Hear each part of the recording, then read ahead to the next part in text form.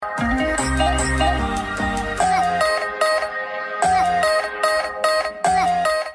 right, guys. Hey, it's Jonathan Edwards here. Welcome to another video or an audio, depending on where you are.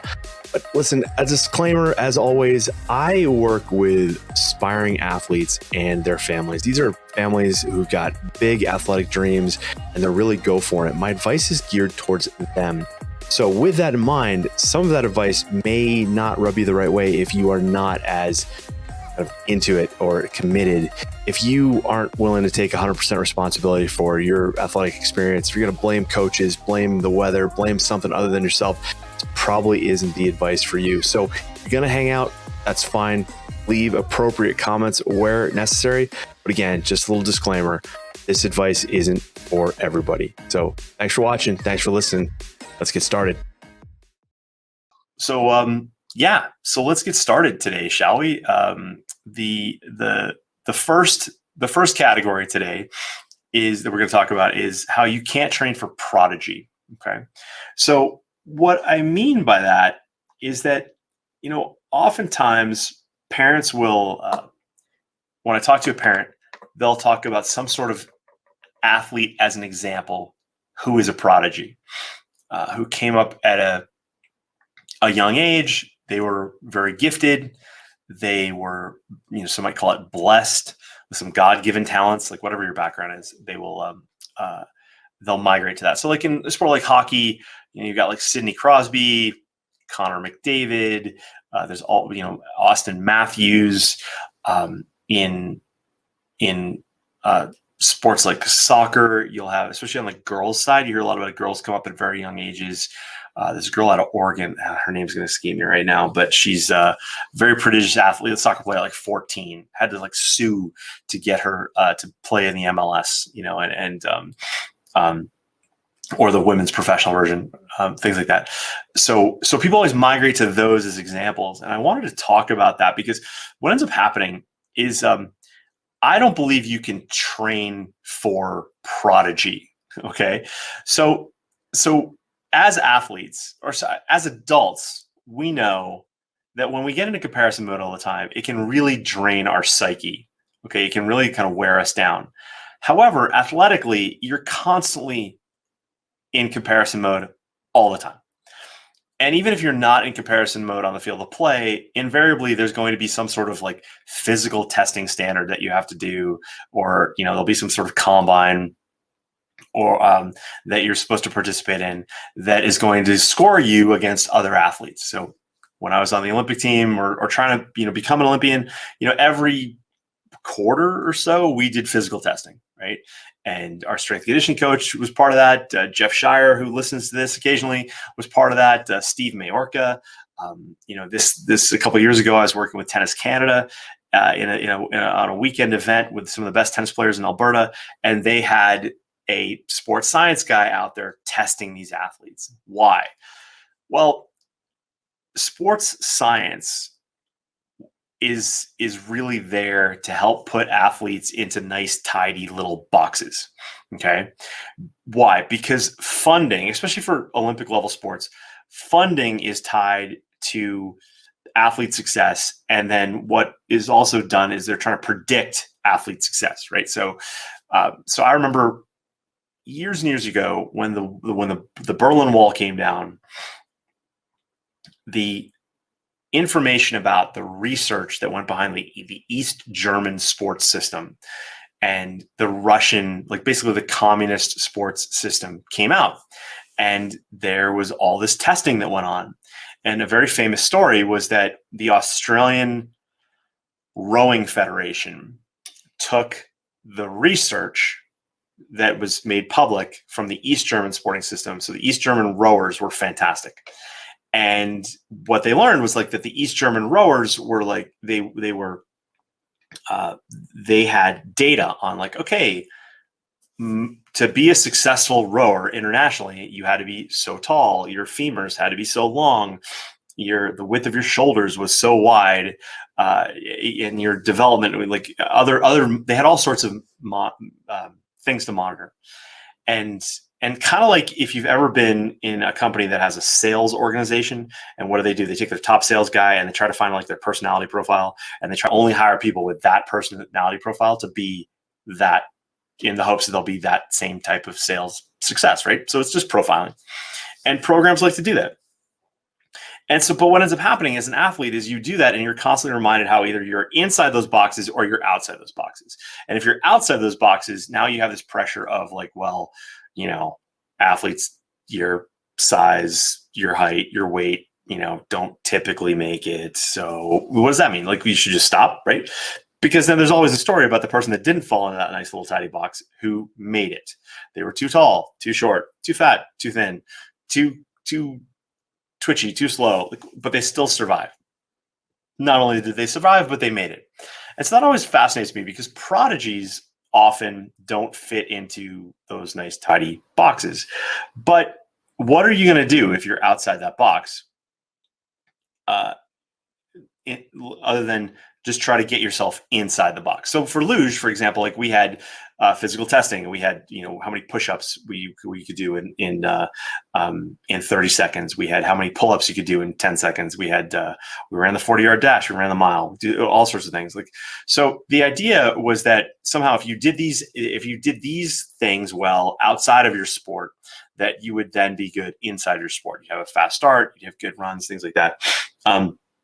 And that doesn't always work out for luge. Like, that didn't always work out, because we had we had athletes like Wendell Suko, like, who was a big dude, right? And he ended up being world champion on the Calgary track in like 1991, I think it was. But what was cool about that race in particular was that he won, and he was a big dude, by 6 foot, by pushing the north side of 250 up. The second place guy was Georg Hackl, who was kind of my build, 5'9". I'm a little smaller than that, but he was like, probably $185, $190. And then I can't remember who finished third. But then also, like in the Olympics in luge, way back in like 1994, for example, Georg Hackl was, again, kind of built like a fire hydrant, beat Marcus Prock, who looked more like a tall, like, executive. And then Armin Zogler, who was like a young dude and smaller and skinnier and whatever. But it just showed that, like, kind of those 3 different body types could have success. Now you look at tennis. Tennis is a sport that I like to use as an example, because there's a lot of money in tennis, right? There's tons of money in tennis, and tons of research, tons of people buying equipment and shoes and rackets and balls, and there's just lots of marketability around the athletes in that sport. So there's also a lot of money to go to the science that then trickles down into athlete development. And so tennis is one of those sports. Well, you'll have some kid pop up out of somewhere, some country at a young age, and they're also really, really good. A lot of times it happens on the girls' side. But then what if you're a girl on the other side and you're still trying to compete? Do you just give up? Do you just realize, like, oh, wow, she's ranked like number 10 in the world, and she's 15 or 16, and I'm 14 and I'm nowhere close. Like, should I just give up now? That's the demand it throws in your athlete. That's the kind of the mental gymnastics it throws in your athlete. And that kind of sucks. Okay.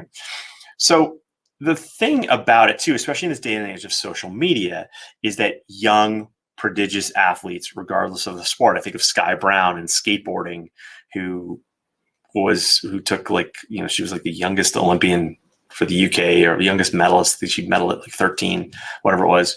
But if you're a skateboarder and you're not 13, what do you do? And it's kind of fascinating, because in skateboarding at the Olympics, there was athletes who were like 13, and then there was athletes who were like 30, and they're still going, right? So you can't train to be prodigious, but all you can do is still apply you're developing your physical ability, your technical ability, and your tactical ability, regardless of your sport. Okay. It's really important to understand physical, technical, tactical, regardless of your sport. If you stay focused on that and you stay out of comparison mode as much as possible, then what ends up happening is you end up ensuring a bit of longevity. Right? So the thing that's going to run out is one of your resources: time, energy, or money. What people don't take into consideration, though, is even when there's like a prodigious athlete who's young, is they assume that everybody is moving up the ladder at the same pace. So while one athlete over here may jump ahead and be quite prodigious, there's another athlete over here who, by taking a bit of the long game and they can stick it out for the long haul, they end up having success long term.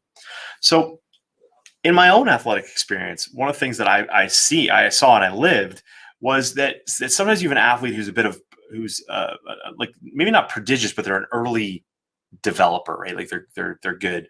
What ends up happening is that those athletes, it's kind of like they've been helicoptered to the top of the mountain, right? So imagine you're climbing up a mountain, and you and this other like person you're competing against, you're hiking up at the same pace, right?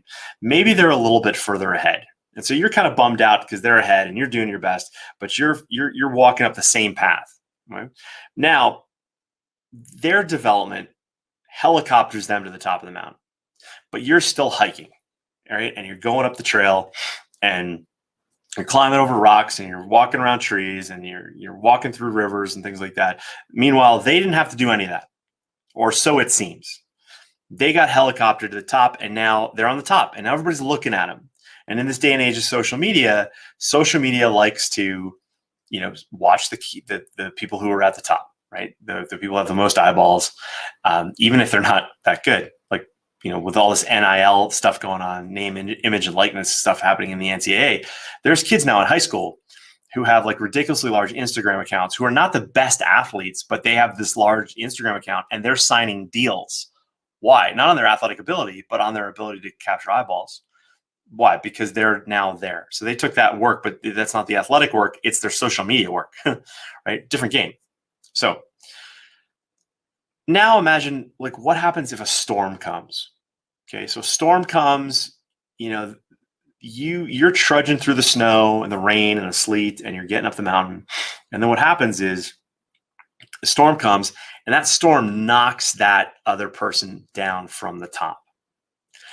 What I've seen happen over and over again is the athlete who just trudges, like keeps going up that trail, keeps climbing, keeps working, keeps making it.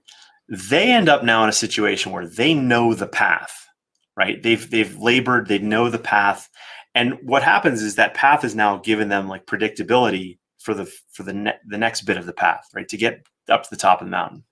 Whereas that athlete who was a bit of a prodigy and then who got kind of helicoptered to the top, if they get knocked off because of that storm, one of the things that they don't have is a bit of a commitment to the sport. Like they don't know necessarily how they got there other than being really, really good. Now, I've seen this happen over and over again where sometimes those athletes become coaches and they're horrific coaches. Like I relate them to like my math teacher in high school who was like a Harvard master's grad, magna cum, like whatever. And he couldn't get it while we didn't understand math, right? And so that happens to these athletes. They get knocked down and they don't understand really what got them to the top to begin with. So now there's a factor thrown in there where they now have to kind of trudge through and be, they now have to work at a level that they aren't accustomed to working at. Whereas your athlete may be like, they have that tolerance. They've built up that skill, and that skill is the skill of sticking to something and working and just kind of persevering. Where that prodigious athlete doesn't, they lack that. So sometimes an athlete who is a prodigy at a young age burns out, flares out, like they just don't understand. And they might be gifted with a skill, but they're not necessarily gifted with that mentality to persevere. Okay. So when a parent, comes to me like, oh yeah, my athlete's not, going to be Sidney Crosby. I'm like, thank God. Right. Or my athlete's not going to be Tom Brady. I'm like, well, wait a second. There's certain things, the things that you can do now, like regardless of your skill, like regardless of your output, you can still do things like, have these, and we're going to talk about these in the next segment today, but the kind of performance principles that are timeless, right? And these are things that if your athlete just kind of is able to put in the time, right, and is able to kind of keep going, they most likely will make it in the long term, but they may not make it in the short term.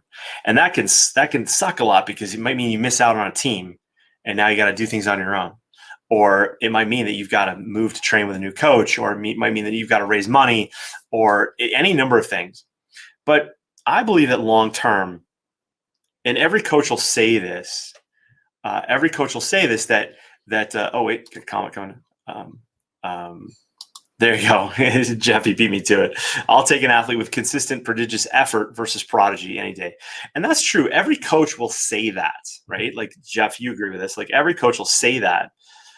But we all know that kind of, at the time, depending on the pressures that the coaches are feeling or the program is feeling, they need a result, right? So they're going to lean towards the result-driven athlete in the short term, even though every coach will say they want that prodigious, they want that consistently prodigious effort long term, right? So sometimes programs can't wait that long. So if a coach can, if an athlete can stick through it, then they might get that opportunity later. Because what I've seen happen a lot is I've seen athletes have to quit a sport for whatever reason because they lack the resources to stay, time, energy, money. While in the short term, a program takes a more prodigious, an athlete who's going to get results, and then that athlete may burn out. And the ROI there is kind of interesting, right? Because the program invests money into the athlete, and then that athlete that prodigious athlete may leave and then not be a coach, right? So you don't have that recycling of value of information back into a program. And it doesn't matter what the program is. It could be luge, it could be bobsled, it could be figure skating, it could be lacrosse, it could be football, whatever. So you don't have that. And so when parents can't, wish their athlete was prodigious, I think every coach will say, like, listen, if you can stick it out, right? If you can just kind of, you're on path. The path may not be as fast. You may not be ticking all the boxes right now, but if you can stick through it, then you have the chance to succeed long term. Now, one thing that I think that I was not really aware of when I was a young athlete, and I only learned this kind of later in my life when I became a business owner in a completely separate business of sports, but was this idea that as we all say this about athletes, right? That they're learning the skills and the mindset to be successful in life after sport. But then how can we see a lot of athletes who burn out, flare out, or commit suicide or things along those lines? And I think one of the mistakes that we make with sports, well, that's true. Like, it's true to a point. The positioning of the timing and the understanding of that message, in my opinion, is wrong. A lot of athletes are in a sport, and then once they have to stop in their sport, whatever that sport may be, that's when they say, like, hey, you're going to, it's good. You've got all the skills to be successful in anything you want to do in life. However, athletes don't understand and their parents don't understand that message needs to come in the front end. It's like, okay, we are going to pursue this athletic path because along the way, we're going to learn how to be, to set a goal and really go after something and then put the resources we have towards it to make that happen, right? That needs to come in the front end, because what ends up happening when sport is over is, and this happens a lot with prodigious athletes, it's kind of like, child actors, right? All of a sudden they may retire. If they've had a very successful career, they retire, they get a lot of money, but now they're no longer getting kind of that neurochemical reward that they got from sport. And now they're trying to get it from something else. And that doesn't provide nearly the same amount, right? And so that's really interesting, okay? So what I want for my families to understand, and my coaches who listen to this, is that, your athletes across the board, regardless of their skill level, have resources, time, energy, money to put towards these things, okay? So, but it's different for everybody. So while the message you may give them both is like, hey, stick with it, it's all going to come out, you got to realize that the weight that's on both those athletes is very different. Okay, it's very different. And I think it's unfair for coaches to just demand that, to expect that it's the same. They don't realize what's going on in the background, right? And so that's important. The other thing that I think needs to happen is the message goes, all right, listen, guys. And because a lot of sport coaches don't understand this, right? They were in a sport, they mastered their sport, and now they're coaching that sport. And if they're still coaching, hey, that's awesome, right? Like they have the talent to also now be a coach and get results out of other athletes. Awesome. All right, cool. However, that coach doesn't necessarily fully understand the message that could go to an athlete to help them succeed through sport and then into life. Okay. And that's not the coach's fault. It's just the way the environment is. Right. So a lot of people look at coaches like, oh, they use their athletes or something. No. They didn't use their athletes. They used their athletes for the skill that everybody was signed up for at the time. Right. It's like, hey, we're going to the Olympics. Right. We need athletes who want to go to the Olympics. We got coaches who want to help them go to the Olympics. This is what we're doing. Okay. Oh, now the athlete failed, like, and they're no longer competing. Oh, okay, that's fine. Like, but we want to get that athlete to get out of sport and then into life successfully, right? And so the coach can't really do that message, but the parents can. It's like, listen, we're going to go after this Olympic thing, and we're going to put everything we can towards it, because that's the same approach that when you're done with sport, you're going to have to take towards finding a job or a career or something like that. The next thing in your life that gives you the same neurological rewards that you had before. And this is, again, why a lot of athletes really fail in life after sport, is because they lack that neurochemical reward, and then they may turn to alcohol or drugs to get that same response. But even then, it's not the same, and then you have like horrific stories. We don't want that. All right. So the idea that your athlete is not a prodigy is actually, I think a lot of coaches, like Jeff, you said it, a lot of coaches' minds, it's a good thing, but programs and coaches need athlete who gets results, right? They have to get results. And I lived out with the Canadian Olympic Committee when they were doing Own the Podium for the Vancouver Olympics in 2010. It was like, hey, listen, guys, like, we need athletes, who are going to make it. We're going to put money towards them. And then who do you think that's going to be? Well, what are you going to say? Well, this athlete is getting results now, but we don't think they're going to last long term. We've got this other athlete over here who's a long-term development, but they're like, no, we can't do that right now. So you got to be prepared for that as a family to survive that moment. Okay.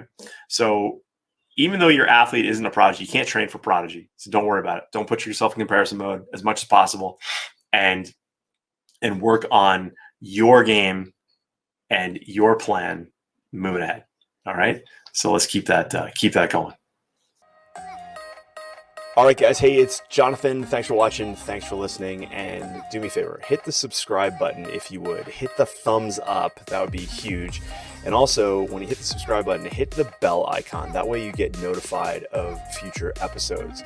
And after you've done all that, check out mentalperformanceschool.com. The link will be in the descriptions below. And it is my program that I created for aspiring athletes and their parents and their families. So it's the only program of its kind. You see a lot of people reach out to a guy like me when their athlete's broken and they feel like their athlete's plateaued and frustrated. And the truth is that you got to put in the work way before that. And mentalperformanceschool.com is that program to help you avoid those pitfalls before they become an issue. Mental health is a real hot topic now in the world of sports, but it doesn't have to be. And the reason it is a hot topic is because a lot of athletes are unprepared. And mentalperformanceschool.com is a way to prevent that. And like I said, it's the only program of its kind. So check it out. And I'll see you in the next video. Cheers.